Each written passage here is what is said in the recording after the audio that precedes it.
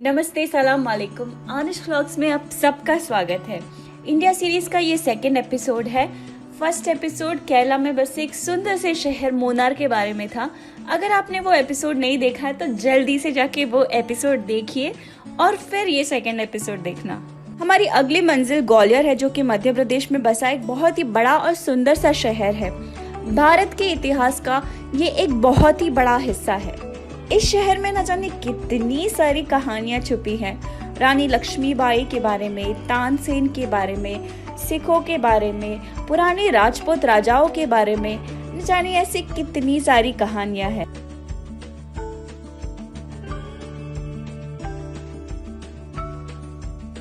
हम पहले ग्वालियर के किले पर जाने वाले हैं, जिसके दो हिस्से हैं, मन मंदिर और गुजारी महल। आज जो ग्वालियर में स्थित किला है, ये 14th सेंचुरी में मान सिंह तोमार नाम के राजा ने बनाया था। हालांकि आज का ये किला 14 सेंचुरी में बनाया गया हो, पर यहाँ की मूर्तियां और यहाँ के शिलालेख के गवेषण के बाद ये पता चला है कि यहाँ पे किला 6th सेंचुरी से पहले ही हुआ करता था। क्या आपको पता है ग्वालियर किले के दो हिस्से क्यों हैं?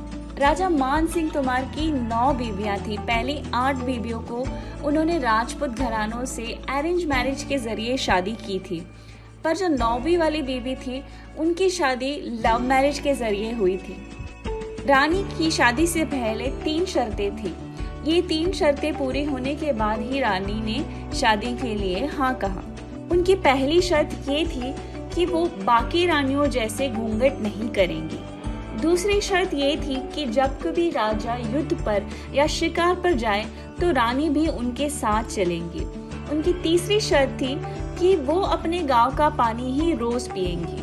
पर ग्वालियर किले का जो मन मंदिर हिस्सा है, वो गोपाचल पर्वत के ऊपर बसा हुआ है। वहां तक गांव का पानी पहुंचाना आसान नहीं था, इसलिए राजा ने रानी मृगनयनी के लिए, जो कि उनकी 9वीं बीवी का नाम है, उनके लिए एक अलग सा महल बनाया और वो महल आज गुजारी महल के नाम से जाना जाता है।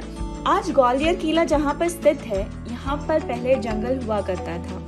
सूरत सेन नाम के राजा ने पहली बार यहाँ पर एक किला बनाया। सूरत सेन राजा ने यहाँ पर किला क्यों बनाया, इसके पीछे भी एक बहुत ही दिलचस्प कहानी है। जब राजा सूरत सेन शिकार पर गए थे तो अपना रास्ता भटक गए।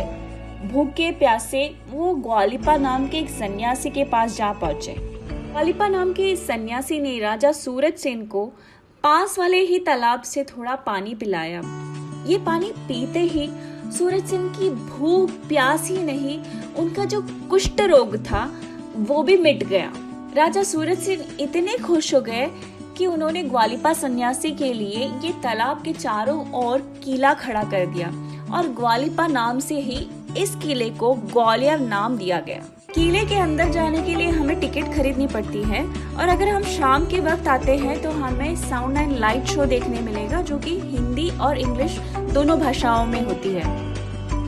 किला देखने से पहले एक टूरिस्ट गाइड को जरूर अपने साथ लेकर जाना, क्योंकि अंदर भूल भुलैया है। टूरिस्ट गाइड की जरूरत आपको सिर्फ मन मंदिर में लगेगी। गुजारी महल जो है अब आर्कियोलॉजिकल म्यूजियम है। तो चलिए अब हम ग्वालियर किले के मन मंदिर हिस्से के बारे में जानते हैं। ऐसे ही आपकी नजर मन मंदिर किले पर पड़ती है, पहली चीज जो आपको आकर्षित करती है वो यहाँ के दीवारों पर बनी हुई पेंट है, जो कि नीले, पीले और हरे रंग में आपको दिखाई देती है। ये पेंट मीनाकारी पेंट है। किले के अंदर का ये जो हिस्सा है, यहाँ पे मान सिंह तोमार राजा की 8 रानियां संगीत का अभ्यास करती थी। रानियां ऊपर वाले मंजिल पर खिड़की के पास बैठती थी और गुरुजी नीचे वाले मंजिल पर बैठते थे। ये इसलिए किया जाता था ताकि पर्दा बना रहे। इस कमरे में औरंगजेब ने अपने खुद के भाई मुराद बख्श को फांसी दी थी। मुगलों के राज से पहले यहाँ पर राजा मान सिंह तोमार की 8 बीवियों का झूला हुआ करता था। अगर मैं कहूँ कि यहाँ पे 400 साल पुराना टेलीफोन है तो क्या आप मेरा यकीन करेंगे? टेलीफोन के आविष्कार से पहले ही यहाँ पे टेलीफोन हुआ करता था। ये रहा वो टेलीफोन। इस बड़े छेद के अंदर जो छोटे 2 छेद दिखाई दे रहे हैं, वो बड़े पाइपलाइन है जो इस किले के अलग अलग मंजिल और अलग अलग कमरों से जुड़ा हुआ है। अगर आप यहाँ से आवाज देते हैं तो आपकी आवाज दूसरे कमरे तक पहुँचेगी। सीढ़ियाँ चढ़ने के बाद हम एक कमरे में पहुँचे, जहाँ पर राजा मान सिंह तोमार की बीवियाँ उनका आने का इंतजार करती थी। जब कभी राजा शिकार पर या युद्ध पर जाते थे, उनके लौट के आने का इंतजार रानियां इस कमरे में बैठकर करती थी। आज जब हम इस कमरे की खिड़की से बाहर झांकते हैं तो हमें ग्वालियर का पुराना शहर नजर आता है। कुछ सीढ़ियां और चढ़ने के बाद और कुछ देर और आगे चलने के बाद हम घूम फिर कर वही जगह पहुंचे जहां से हमने शुरुआत की थी। इसलिए इस जगह को भूल भुलैया कहा जाता है। इसलिए मैंने वीडियो की शुरुआत में कहा था कि एक टूरिस्ट गाइड को जरूर अपने साथ लेकर जाना, क्योंकि अंदर घूम जाने की चांसेस बहुत ज्यादा है। जैसे ही सीढ़ियां उतरकर हम नीचे वाले मंजिल पर पहुंचे, हमें लगा हम वापस वही कमरे के पास आकर पहुंच गए, पर ये अलग कमरा है जो ऊपर वाले कमरे जैसा ही दिखता है। इस कमरे में पहले 8 फीट गहरा स्विमिंग पूल हुआ करता था। चारों तरफ सीढ़ियां बनी हुई थी ताकि स्विमिंग पूल पर उतरा जाए।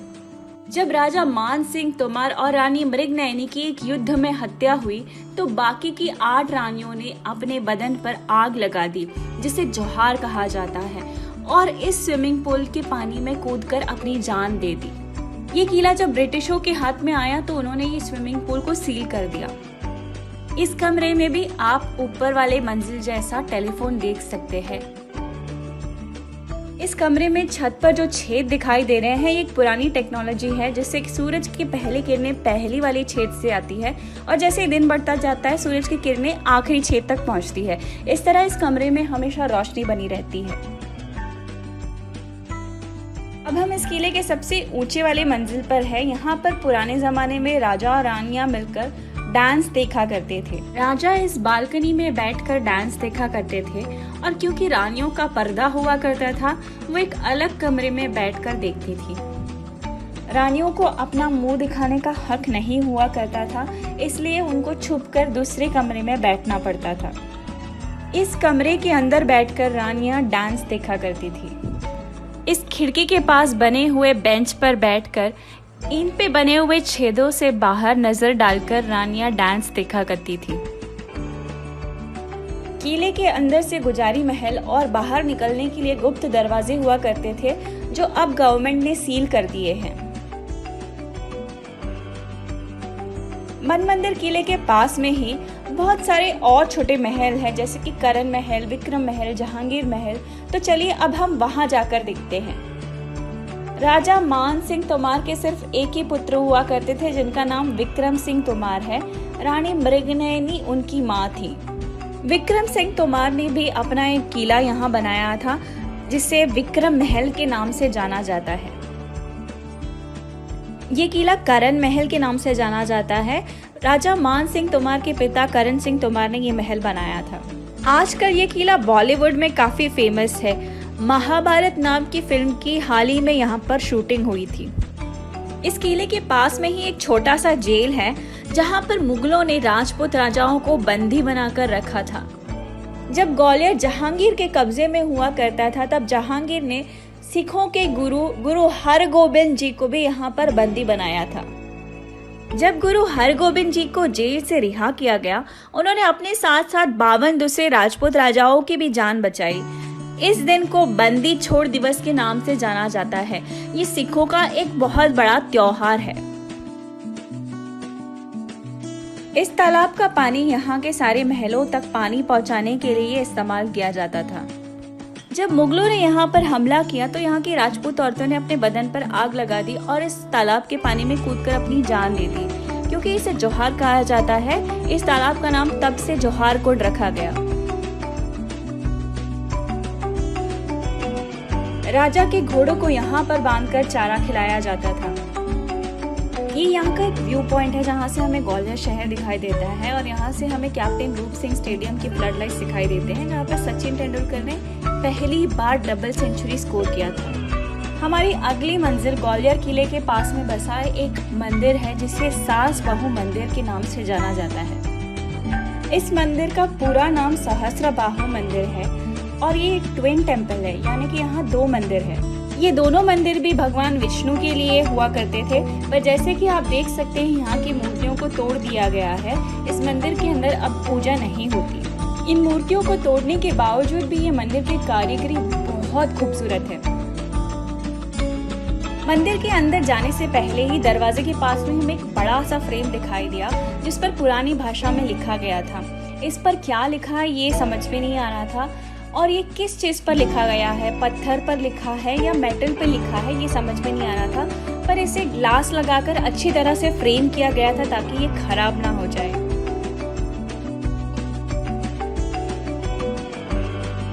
यहाँ से सीधा जो कमरा दिखाई दे रहा है जहाँ अंधेरा है, वहाँ पे एक जमाने में भगवान विष्णु की पद्मनाभ रूप में मूर्ति हुआ करती थी। मैं कितनी भी तारीफ करूं यहाँ की कारीगरी के लिए वो कम ही पड़ेगी। उस जमाने में कोई टेक्नोलॉजी नहीं हुआ करती थी, आज के जैसे हैवी मशीनरी नहीं हुआ करती थी। फिर इतनी बारीकी से, इतनी सुंदरता से कैसे ये मंदिर बनाया गया उस जमाने में, मैं सोच भी नहीं सकती। जैसे कि मैंने थोड़ी देर पहले कहा था, ये एक ट्विन टेम्पल है। यहाँ पे भगवान विष्णु के 2 मंदिर है। ये भगवान विष्णु का दूसरा मंदिर है। पहले वाले मंदिर से ये काफ़ी छोटा है और वहाँ की जितनी कारीगरी इस मंदिर में नहीं दिखाई देती है। हमारी अगली मंजिल भी एक मंदिर है जिसे तेली का मंदिर के नाम से जाना जाता है। ये 9th सेंचुरी में बनाया गया था। सास बहू मंदिर और तेली का मंदिर देखने के लिए हमें अलग से टिकट निकालने की ज़रूरत नहीं है। ग्वालियर किला देखने के लिए जो टिकट हमने निकाला था वही टिकट से हम ये दोनों मंदिर भी देख सकते हैं। ये मंदिर की काफ़ी सारी खास बातें हैं। एक खास बात ये है कि ये नॉर्थ इंडियन और साउथ इंडियन आर्किटेक्चर दोनों को मिलाकर बनाया गया है। दूसरी खास बात ये है, हर मंदिर के अंदर का जो हिस्सा होता है जहाँ भगवान की मूर्ति होती है वो स्क्वायर शेप में होती है, पर इस मंदिर के अंदर वो रेक्टेंगुलर शेप में है। और एक खास बात ये है कि इस मंदिर का जो आर्किटेक्चर है ये म्यूजिकल हार्मोनिक से जुड़ा हुआ है। अगर हम इसकी एरिया कैलकुलेट करते हैं और रेशियो निकालते हैं तो हमें एक हार्मोनिक रेशियो मिलता है जो कि संगीत से जुड़ा हुआ है।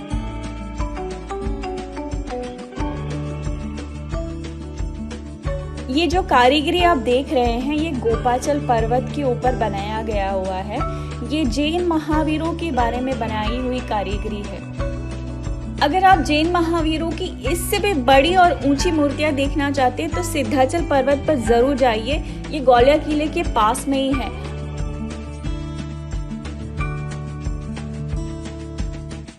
समय कम होने के कारण हमें सिर्फ मन मंदिर देखने मिला।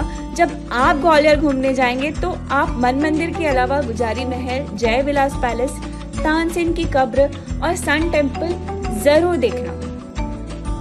ग्वालियर घूमने का सबसे अच्छा समय दिसंबर में होता है, जब दिसंबर लास्ट वीक में यहाँ तानसेन समारोह होता है जहाँ पे आपको फ्री एंट्री मिलती है। उम्मीद करते हैं ग्वालियर का ये वीडियो आपको पसंद आया।